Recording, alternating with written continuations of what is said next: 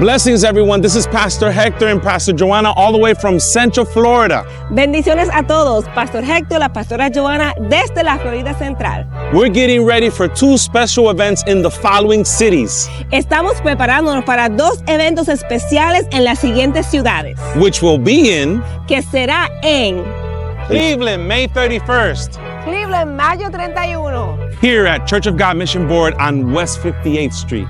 aquí en la Iglesia de Dios Mission Board, calle 58 Oeste. June 1st in Lorain, Ohio, Junio 1 aquí en Lorain, here at Temple Emmanuel Church.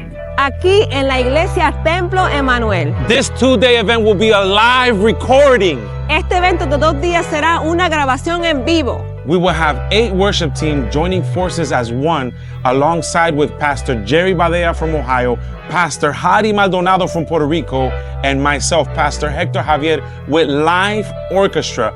Also, we will have intercessors in place, praying for the cities, praying for the government, praying for the schools and our community.